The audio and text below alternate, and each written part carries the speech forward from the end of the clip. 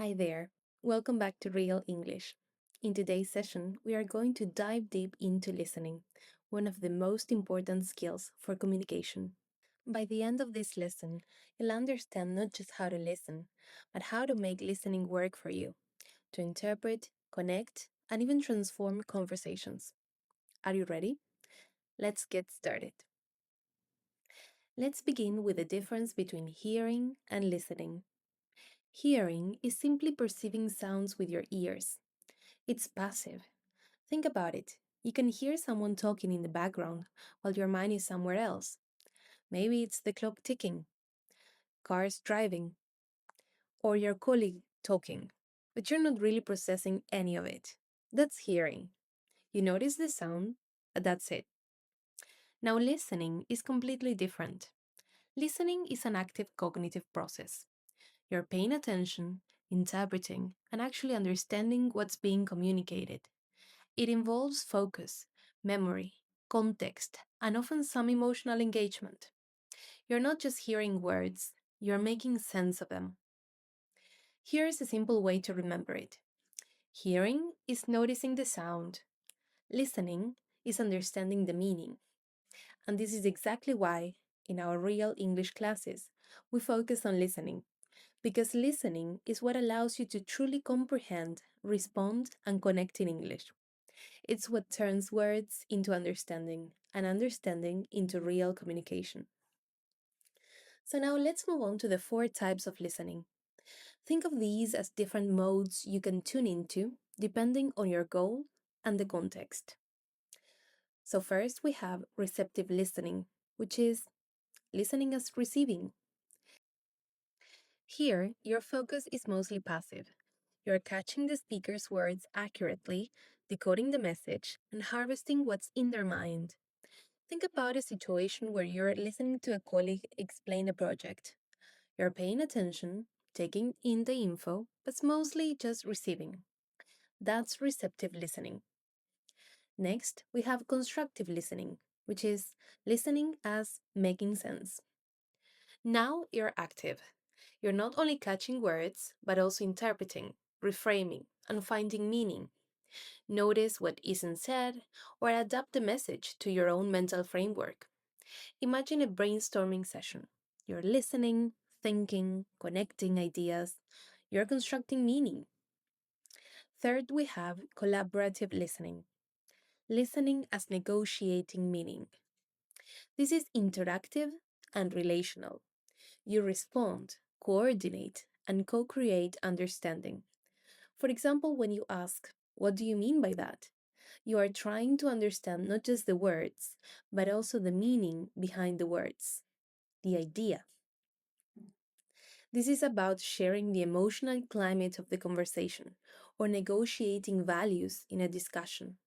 You're no longer just listening, you are participating in building understanding together. And finally, we have transformative listening, which is listening as deep involvement and empathy. This definitely goes beyond words. You're fostering imagination, empathy, and mutual transformation. You might be moved, feel connected, or even change your perspective based on the conversation. Think of a heartfelt story that resonates with you. That's transformative listening. So, whenever you listen, ask yourself, am I just receiving, making sense, negotiating meaning, or transforming my thoughts? Knowing this helps you adapt your attention and intention in every conversation. As we have just discussed, listening isn't just hearing words. It's a complex cognitive process involving memory, strategies, and learning. Sometimes listening gets tricky. Memory limitations, inaudible speech, unfamiliar words, or rapid talking can throw us off. To help listening, we unconsciously use strategies like skipping, which is leave out parts we don't fully catch. For example, you're listening to a podcast and don't understand a tricky adjective in the sentence, like the quaint little cafe was delightful. and you don't know quite, and you skip it and understand the little cafe was delightful. Next, you have approximation, using a broader concept instead of the exact word. For example, you hear, he was exhausted after the hike. You don't remember the word exhausted, but you understand he was very tired after the hike.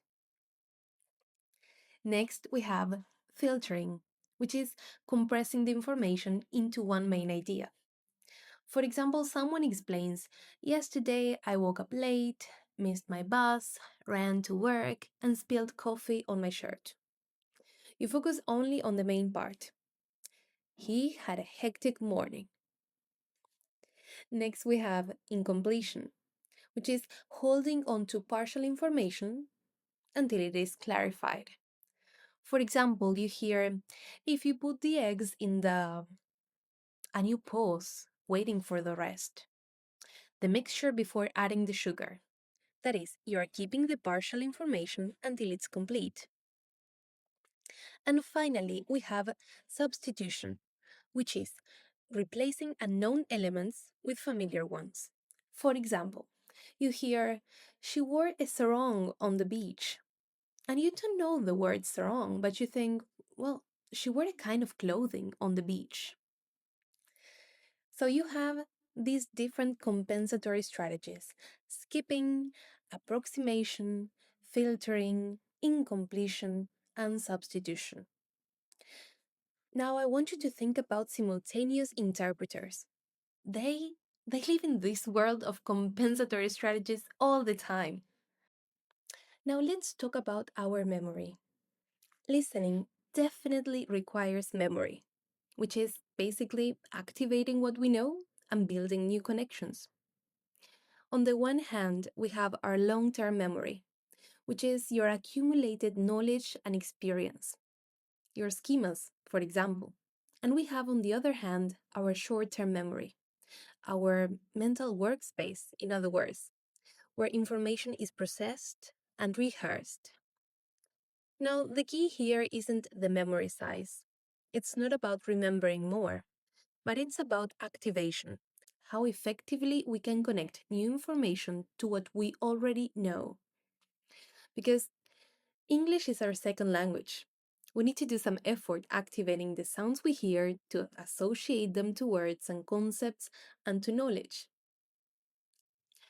But listening is a top down and meaning oriented skill. It's not just about decoding sounds, and it's not about decoding the sounds first. Because before the sounds, we have a context surrounding us, where all the speaking and listening is taking place. So, what do we need to understand better?